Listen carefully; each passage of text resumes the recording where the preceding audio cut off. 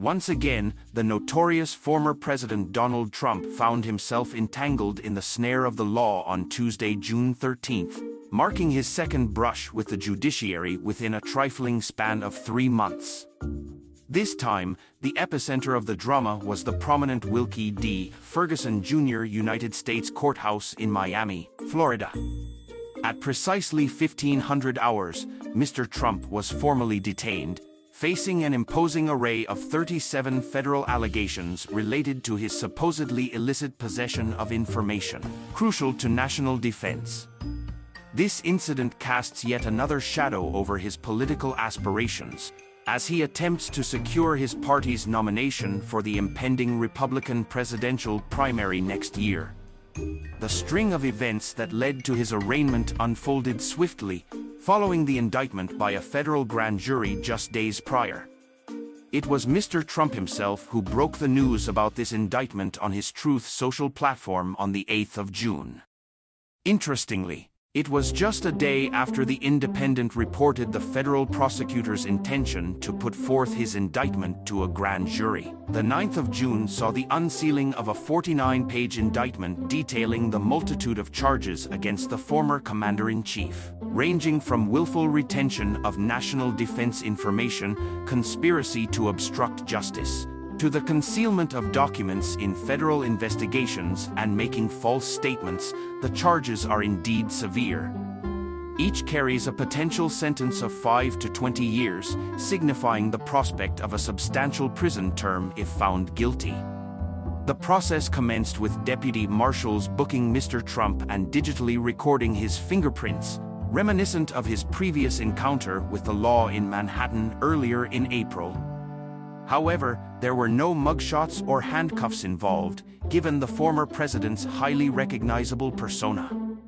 A 45-minute court appearance saw him pleading not guilty before he retreated back to his New Jersey home, only to deliver a speech maintaining his frequently cited claim of political persecution. The former president also attempted to explain the contents of the classified documents found in his possession. "Why these boxes? Why did you want them?" he rhetorically asked his audience, before explaining that, apart from his rights under the Presidential Records Act, these boxes contained personal belongings, a motley assortment of shirts, shoes, and more. The timing of these charges is intriguing, as they followed Mr. Trump's legal team's recent failed attempt to dissuade Department of Justice officials from filing charges against him in the classified documents case. This investigation traces back to early last year when National Archives and Records Administration (NARA) officials unearthed over 100 classified documents from boxes recovered from Mr. Trump's Florida residence.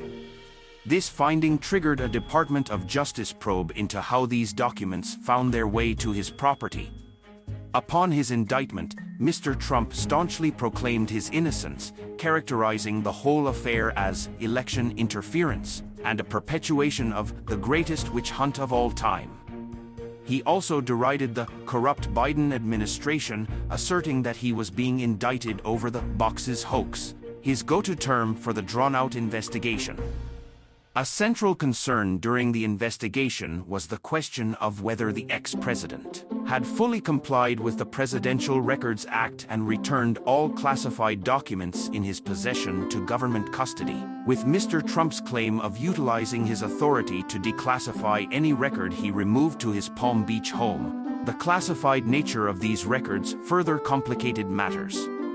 However, no evidence corroborating this claim has surfaced, and prosecutors have obtained audio recordings where Mr. Trump purportedly admits to retaining certain classified records, well past their expiration. The Department of Justice's response, in case of a conviction, could well be to seek incarceration. National security lawyer and law professor Kel McClanahan posited that the department would likely argue for imprisonment, given the charges indicating that Mr. Trump knowingly breached the law, putting national and international security at risk. Legal pundits echo the sentiment that Mr. Trump could be in deep legal trouble. Sarah Krisoff, a former assistant U.S. attorney, believes that a conviction could invite a real sentence, given the gravity of the conduct and the duration it spanned. She noted that the final decision would rest with the presiding judge, likely Trump appointee Aileen Cannon. However, if incarcerated, Mr. Trump might pose an intelligence risk due to the classified information he possesses, becoming a potential foreign intelligence gold mine, as McClanahan sees it. He suggests house arrest as a possible alternative. Contrarily, Krisoff argues that Mr. Trump could disseminate the classified information irrespective of his incarceration status. Prominent Fox News legal commentator Jonathan Turley did not mince words in assessing the indictment as extremely damning. He described the charges as hits below the waterline that the Trump team cannot dismiss lightly. Speaking on the bizarre pictures of classified documents stashed in ballrooms and bathrooms at Mar-a-Lago, Turley emphasized their impact on a trial, while McClanahan highlighted the unique challenge of incarcerating a former president privy to national security secrets. He also pointed out that while the government was pressing multiple charges, it only needed to land one successful hit. The gravity of the situation is best summarized by Turley's warning that if the Trump legal team failed to dismantle every single charge, Mr. Trump, at the age of 76, could be looking at a potentially life-ending sentence.